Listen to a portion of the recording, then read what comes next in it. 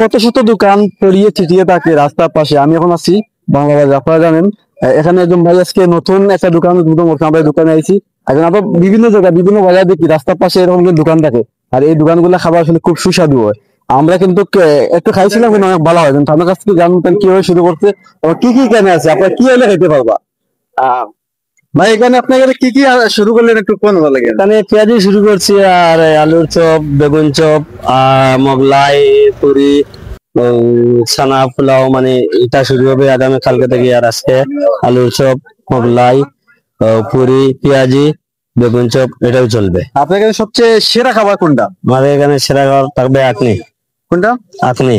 আপনি আপনি কি এখন আছেন? না, এখন নাই, আগামী কালকে থেকে শুরু হবে। ও আচ্ছা আচ্ছা, আপনার কিন্তু অনেক কাস্টমার হয়, কাস্টমার কোন কথাটা আপনার বেশি মনে পড়ে?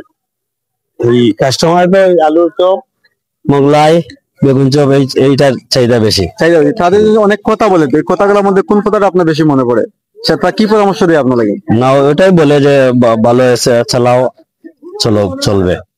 আপনি আগে কি করতেন? আমি আগে ওই অন্য ব্যবসা করতাম, এখন আজকে থেকে ওই ব্যবসা শুরু করছি। আচ্ছা, আপনার এই ব্যবসাটা নিয়ে আপনার প্ল্যান কি, আপনি কি করতে চান ভবিষ্যতে? না, ওই ব্যবসা নিয়ে প্ল্যান আর কি, ব্যবসা নিয়ে যা যা করা যায় তা করবো। ব্যবসা থাকলে না চেঞ্জ করবেন আবার? চেঞ্জ করার যদি আল্লাহ দেয় আগে এগোইতে পারিতে চেঞ্জ করবো।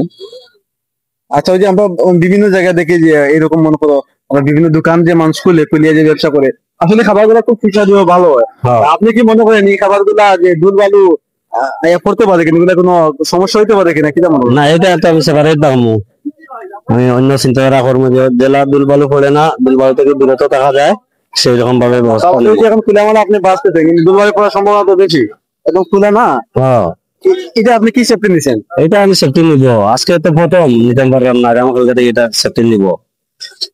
যেরকম দুলাবালু পড়ে না এরকম ব্যবস্থা নিব। আগে আপনি কি ব্যবসা করতেন? আগে আমি চার হোস্টেল আছিল আমার, ওইটা বাদ দিলেছি। আমার বাদ দেওয়ার পর থেকে মানে এখন থেকে ওইটা আরম্ভ করছি।